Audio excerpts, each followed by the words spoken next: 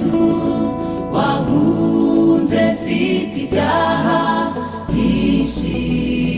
narararutse agatanga ubuzima bwe wacungura ubwanjye Yesu yashenjaguriwe kugira ngo nkomeze mbeho neruye ndirimba ishimwe ry'umukunzi wanjye Yesu wankunze mfite ibyaha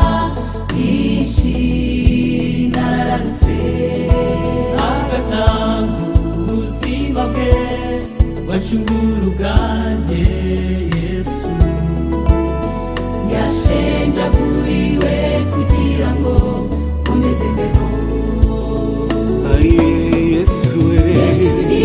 wowe shingiro ry'ubuzima bwacu kandi ni wowe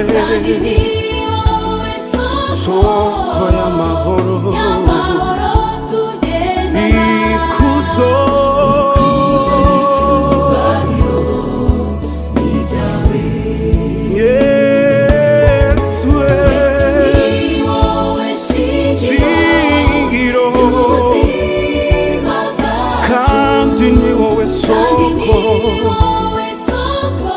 soko y'amahoro tugendana ikuzo ni ibyawe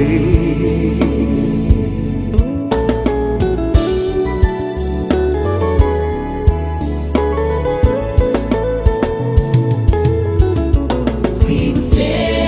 ya misumari watewe ku bwacu twibutse rya kamba ry'amahwa wambitswe mu ruhanga twibutse na rya cumu watewe mu rubavu ibyo byose kwari ukugira ngo muducungure igihano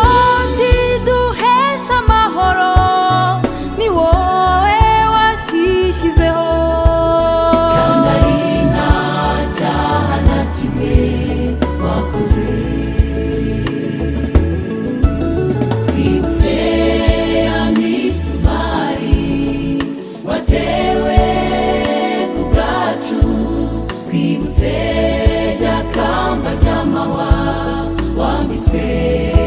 mu ruhanga twibutse na rya cumu watewe mu rubavu ibyo byose kwari ukugira ngo muducungure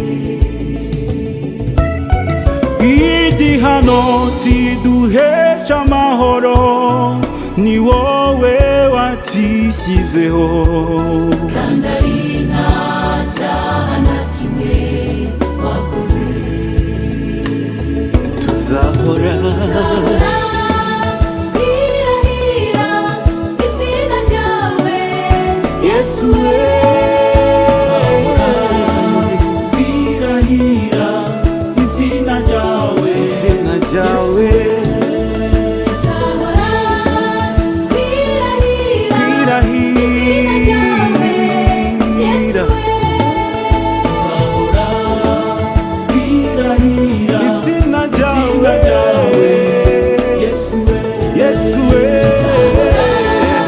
twirahira izina ryawe